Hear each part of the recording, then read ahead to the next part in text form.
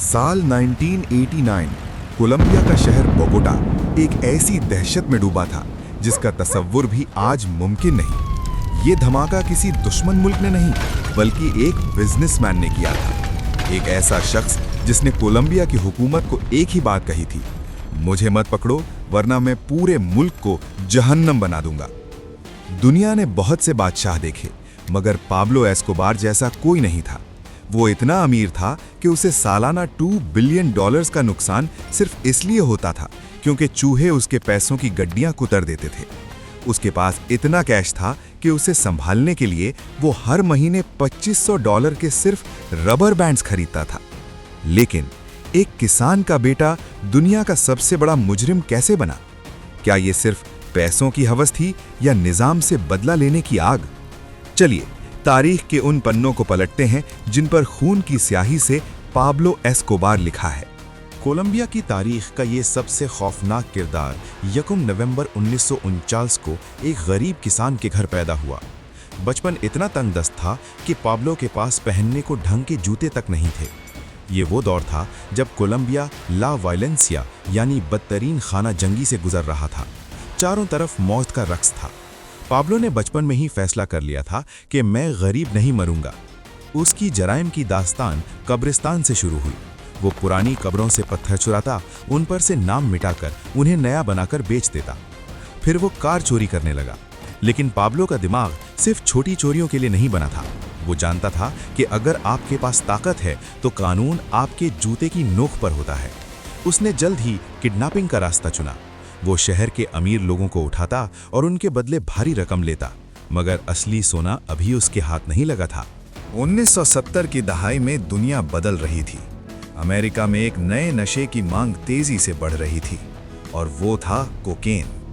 Pablo ने मौका देखा। उसने भांपा कि अगर वो सफ़ेद पाउडर को अमेरिका तक पहुंचाने में कामयाब हो गया तो दुनिया की कोई ताकत उसे अमीर होने से नहीं रोक सकती। शुरुआत में वो खुद जहाज उड़ाकर कोकेन ले जाता था। उसने कोलंबिया के घने जंगलों में ऐसी सीक्रेट लैब्स लगाईं जहां दिन रात कोकेन बन रही थी। ये वो वक्त था जब मेडेलिन कार्टेल की बुनियाद रखी गई। पाब्लो ने दुनिया के सबसे पेचीदा और ख़तरनाक स्मगलिंग रूट्स बनाए। लेकिन सवाल ये था कि क्या कोलंबिया की हुकूमत और अमेरिका की खौफनाक CIA इस शख्स को रोक पाएगी या पाब्लो इतना ताकतवर हो जाएगा कि पूरा निज़ाम उसके सामने घुटने टेक देगा? अभी तो ये सिर्फ शुरुआत थी, असली खेल तो अब शुरू होने वाला था। पाब्लो एस्कोबार अकेला काफ़ी नहीं था। उसे दुनिया फतह करने के लिए एक रास्ता चाहिए था और वो रास्ता उसे दिखाया कार्लोस लेथर ने। कार्लोस एक पागल दिमाग का मालिक था जिसने बहामास में एक पूरा जजीरा नॉर्मन्स के खरीद लिया। ये कोई आम जजीरा नहीं था, ये पाब्लो का इंटरनेशनल एयरपोर्ट बन गया था। अब कोकेन सूटकेस में नहीं बल्कि पूरे के पूरे जहाज़ों में भरकर अमेरिका भेजी जाने लगी। एक वक्त ऐसा आया कि पाब्लो हर रोज़ 15 टन कोकेन अमेरिका स्मगल कर रहा था। आप तसव्वुर कर सकते हैं, अमेरिका में हर 5 में से 4 लोग जो कोकेन इस्तेमाल करते थे वो पाब्लो एस्कोबार की होती थी। पाब्लो ने स्मगलिंग को एक कॉरपोरेट बिजनेस बना दिया था। उसके पास अपनी एयरफोर्स थी, अपना नेवी का निज़ाम था और अपनी आर्मी थी।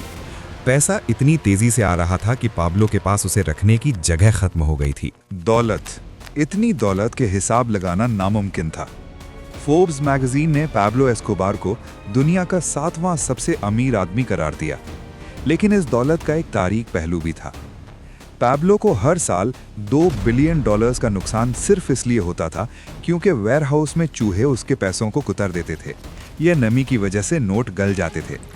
मगर पाब्लो को कोई फर्क नहीं पड़ता था। वो हर महीने $2500 के सिर्फ रबर बैंड्स खरीदता था ताकि पैसों की गड्डियां बांधी जा सकें। उसमें इतना कैश दीवारों में, ज़मीन के नीचे और पुरानी बनियों यानी फार्म्स में छुपा रखा था कि आज भी कोलंबिया के लोग कोशिश करते हैं कि शायद कहीं से पाब्लो का खजाना निकल आए। उसके पास पैसा इतना था कि वो दुनिया खरीद सकता था, मगर उसे सिर्फ दुनिया नहीं बल्कि इज्जत चाहिए थी। पाब्लो ने अपनी दौलत से एक ऐसा जन्नतनुमा महल बनाया जिसका नाम था हसिएंदा नाप्लेस। 7000 एकड़ पर फैला ये महल दुनिया की हर लग्जरी से भरा था। उसने दुनिया भर से हाथी, गैंडे और दरियाई घोड़े मंगवाए। आज भी कोलंबिया के दरियाओं में वो हिप्पोस घूमते हैं जो पाब्लो की निशानी है। लेकिन हसिएंदा नाप्लेस सिर्फ एक महल नहीं था, ये पाब्लो के गुरूर की निशानी थी। वो खुद को कोलंबिया का असली सुल्तान समझने लगा था। उसने गरीबों में पैसे बांटे, हॉस्पिटल बनवाए और फुटबॉल स्टेडियम्स दिए। लोग उसे पापा पाब्लो कहने लगे। लेकिन इसी इज्जत की चाहत ने उसे एक ऐसी गलती करने पर मजबूर किया जिसने मौत का रास्ता साफ कर दिया। उसने सियासत में कदम रखने का फैसला किया और यही उसकी तबाही का पहला कदम था। पैसा तो इतना था कि पैब्लो दुनिया खरीद सकता था, मगर अब उसे एक ऐसी चीज चाहिए थी जो सिर्फ पैसों से नहीं मिलती, इज्जत और कानूनी ताकत। पैब्लो ने एक बहुत बड़ा मंसूबा बनाया। उसने मेडेलिन विदाउट स्लम्स के नाम से एक प्रोजेक्ट शुरू किया। हजारों गरीबों को मुफ्त घर दिए, अस्पताल बनवाए और फुटबॉल फील्ड्स तामीर किए। कोलंबिया के गरीबों के लिए वो एक मसीहा बन गया था। वो उनका रॉबिन हुड था।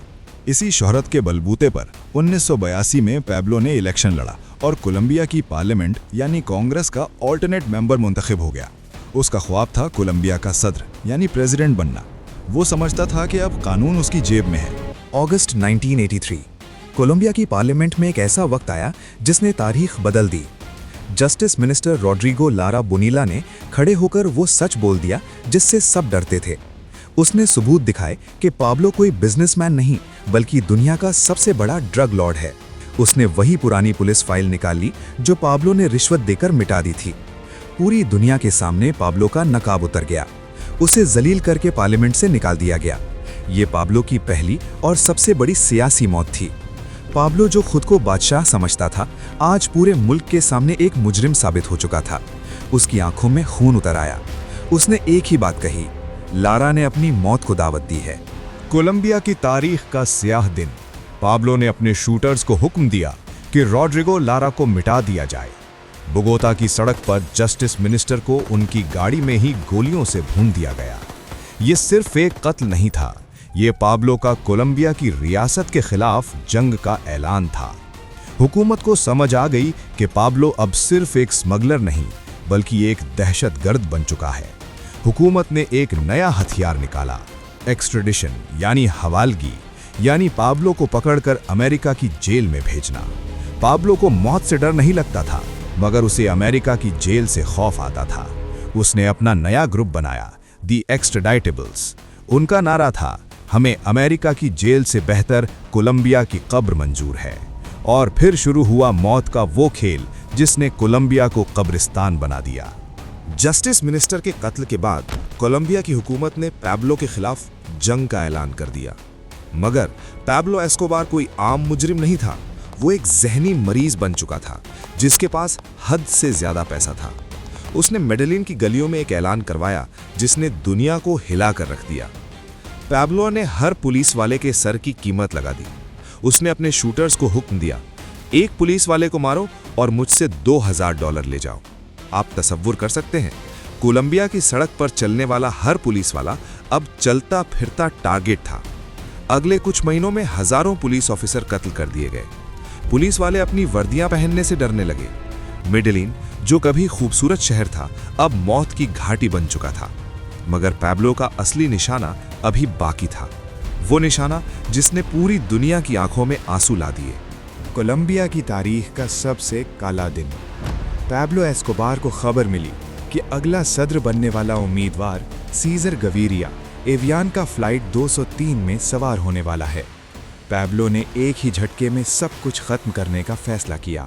उसने प्लेन में सूटकेस बॉम्ब रखवा दिया। हवा में उड़ते हुए उस प्लेन में धमाका हुआ और 107 मासूम लोग मौत के मुंह में चले गए। मगर स्याह किस्मती देखिए, सीजर गवीरिया उस प्लेन में सवार ही नहीं हुआ था। पैब्लो ने 107 बेगुनाहों का खून सिर्फ एक शक की बुनियाद पर बहा दिया। ये वो वक्त था जब दुनिया को समझ आ गई कि पैब्लो एस्कोबार अब सिर्फ एक ड्रग डीलर नहीं, वो दुनिया का सबसे बड़ा टेररिस्ट बन चुका है। अमेरिका की CIA और DEA ने अब इसे मोस्ट वांटेड करार दे दिया। पाब्लो एस्कोबार का खौफ इतना बढ़ गया कि उसने कोलंबिया की सुप्रीम कोर्ट पर हमला करवा दिया। उसने M19 नाम के एक बागी ग्रुप को करोड़ों डॉलर दिए और उन्हें हुक्म दिया कि सुप्रीम कोर्ट यानी पैलेस ऑफ जस्टिस पर कब्जा कर लो। मकसद, पैब्लो के खिलाफ जितने भी एक्स्ट्रेडिशन के सबूत और फाइलें हैं उन सबको जलाकर राख कर देना। 2 दिन तक बोगोटा के दिल में जंग लड़ी गई, टैंक से गोलाबारी हुई और आखिरकार बिल्डिंग को आग लगा दी गई। 11 सुप्रीम कोर्ट के जजेस सहित 100 से ज्यादा लोग मारे गए। अगले दिन पैब्लो के खिलाफ तमाम कागजी सबूत राख बन चुके थे। कोलंबिया की हुकूमत घुटनों पर थी। उन्हें समझ आ गई कि वो पैब्लो को जंग में नहीं हरा सकते, और यही वो वक्त था जब पैब्लो ने हुकूमत को एक डील की पेशकश की, एक ऐसी डील जिसने दुनिया को हैरान कर दिया। 1991 कोलंबिया की हुकूमत थक चुकी थी। पाब्लो ने पूरे मुल्क को कब्रिस्तान बना दिया था। आखिरकार एक ऐसी डील हुई जिसने दुनिया के कानून की तारीख बदल दी। पाब्लो एस्कोबार सरेंडर करने पर राजी हो गया, मगर उसकी शर्तें किसी बादशाह जैसी थीं। उसने कहा, मैं जेल जाऊंगा, मगर जेल मैं खुद बनाऊंगा, गार्ड्स मेरे अपने होंगे और कोलंबिया की पुलिस जेल के 3 किलोमीटर के करीब भी नजर नहीं आएगी। हैरत की बात यह है कि हुकूमत ने यह शर्त मान ली। पाब्लो ने पहाड़ों की चोटी पर एक किला तामीर किया जिसका नाम रखा ला कैथीड्रल। दुनिया ने इसे जेल कहा, मगर असल में यह पाब्लो का लग्जरी रिजॉर्ट था। पाब्लो ने कानून को अपनी जेब में डाल लिया था और पूरी दुनिया इस मजाक को हैरत से देख रही थी। ला कैथेड्रल ये जेल नहीं, ऐशो इशरत का मरकज था। इसमें एक नाइट क्लब था, सोनाबाद था, वाटरफॉल था और एक बड़ा बिलियर्ड रूम। पैब्लो ने वहां अपना ऑफिस बनाया, जहां से वो अब भी दुनिया भर में कोकेन स्मगल कर रहा होता था। प्रोफेशनल फुटबॉल प्लेयर्स को हेलीकॉप्टर के जरिए जेल लाया जाता ताकि वो पैब्लो के साथ मैच खेल सकें। पैब्लो जेल के अंदर से ही दुनिया पर हुकूमत कर रहा था, मगर इस लग्जरी के पीछे अब भी वही जालिम पैब्लो छुपा था। एक दिन पैब्लो ने अपनी 2 करीबी साथियों मोनकाडा और गालियानो को जेल के अंदर बुलवाया। उन पर शक था कि उन्होंने पैसों में हेरफेर की है। पैब्लो ने उन्हें जेल के अंदर ही कत्ल करवा दिया और उनकी लाशों को वहीं जला दिया। ये वो गलती थी जिसने कोलंबिया की हुकूमत का सब्र खत्म कर दिया। जुलाई 1992 हुकूमत ने फैसला किया कि अब बहुत हो गया। उन्होंने अपनी फौज को हुक्म दिया कि ला कैथेड्रल पर हमला करो और पैब्लो को किसी असली जेल में मुंतकिल करो। हजारों फौजी टैंक्स के साथ पहाड़ पर चढ़ गए। बिल्डिंग को घेर लिया गया। पूरी दुनिया को लगा कि आज पैब्लो का अंत हो जाएगा, मगर पैब्लो एस्कोबार मौत का सौदागर था। मौत उसे छू कर निकल जाती थी। जब फौज बिल्डिंग के अंदर दाखिल हुई तो उन्हें वहां सिर्फ खाली कमरे मिले। पैब्लो एस्कोबार पहाड़ों के धुंध और रात के अंधेरे का फायदा उठाते हुए एक सीक्रेट टनल के जरिए फरार हो चुका था। ये कोलंबिया की तारीख की सबसे बड़ी जिल्लत थी। पैब्लो ने पूरी दुनिया की फौज और CIA को ठोकरे पर रख दिया था, मगर अब खेल बदल गया था। अब दुनिया की सबसे बड़ी मैन हंट यानी तलाश शुरू होने वाली थी। पैब्लो का उल्टी गिनती शुरू हो चुका था। ला कैथेड्रल से फरार होने के बाद पाब्लो एस्कोबार दुनिया का मोस्ट वांटेड शख्स बन गया था। अमेरिका की डेल्टा फोर्स और नेवी सील्स कोलंबिया की सरजमीन पर उतर चुकी थीं।